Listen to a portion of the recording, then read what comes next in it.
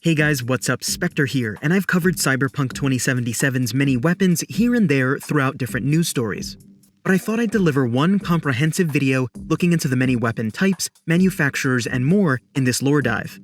I've been pouring through the World of Cyberpunk lorebook, consulting the wiki, and even grabbed some info from the latest Night City Wire and boiled it all down just for you.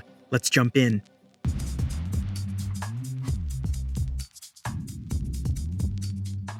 Now, with all the weapons seen in Cyberpunk 2077, you might think that it would make the general populace of Night City uneasy. And in fact, it does. Most people in Night City don't carry openly, unless they have a job that calls for it. But with all the violence spilling onto streets, almost everyone carries.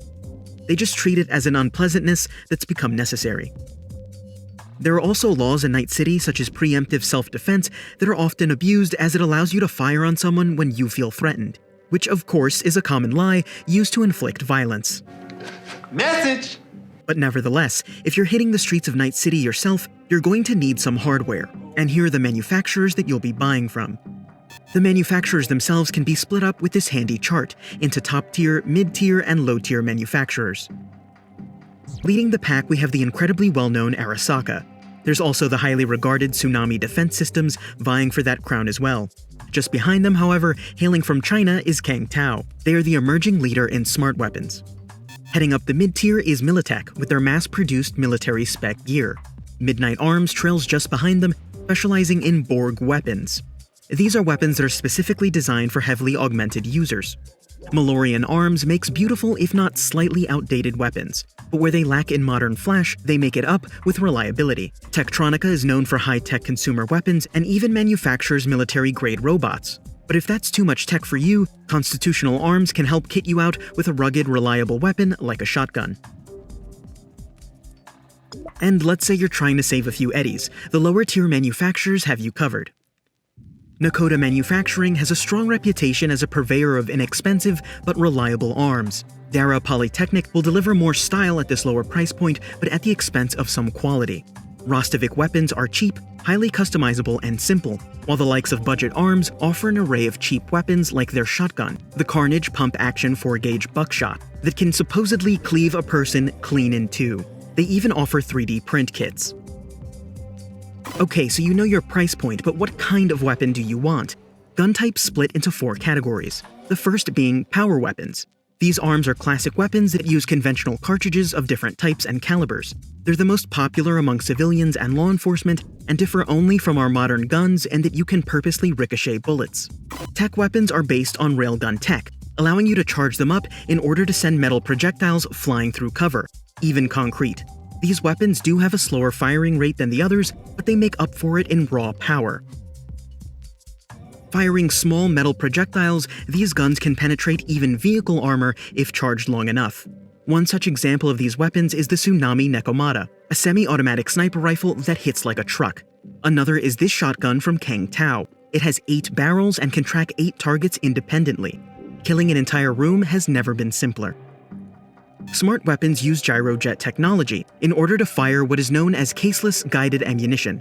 Apparently, the tech behind these smart bullets was created in the 1960s in the Cyberpunk universe, in the anticipation for space battles. Smart weapons connect to the user through Cyberware implants, usually a smart grip.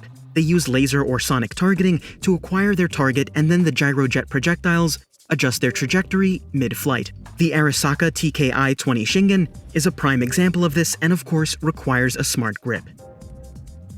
But maybe you aren't a gun nut and you prefer something a bit more civilized. Maybe you just like the quiet, up-close approach. Melee weapons such as daggers and katanas haven't been left behind in the world of Cyberpunk. In fact, they've been improved. While most of the denizens of Night City are packing heat, those who don't are definitely carrying some sort of melee implement.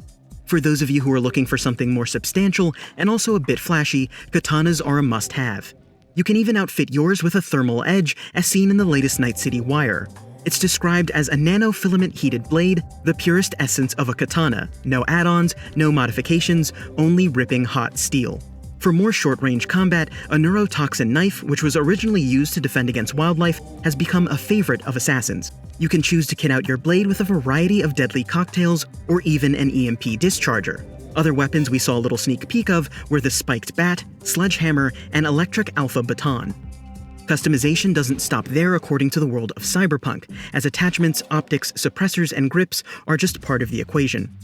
In fact, weapon mods come in two varieties. The aforementioned attachments will change the appearance of your weapons as well as changing its stats. Software mods are small chips that you can buy that will change specific stats like firing rate or accuracy. They can even change gunplay by changing the ammunition that a weapon is compatible with. Ammunition can be just as important, with EMP rounds that can disrupt cybernetics, incendiary rounds that can set your enemies aflame, or even ballistic acid-coated rounds.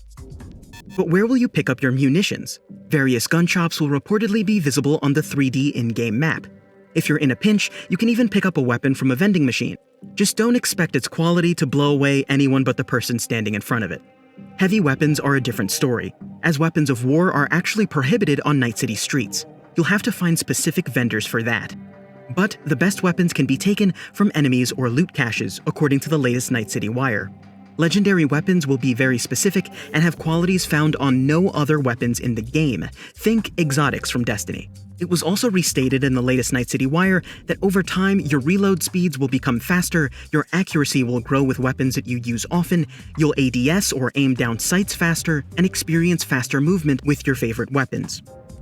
I want to keep this video specific to guns, but cyberware is always a viable choice to protect yourself. With modifications like monowire allowing you to strangle your opponents, integrated projectile systems which literally put a rocket launcher in the palm of your hand, to gorilla arms, which outfit your hands with a kinetic energy recovery system, and good old mantis blades. There's a lot to choose from.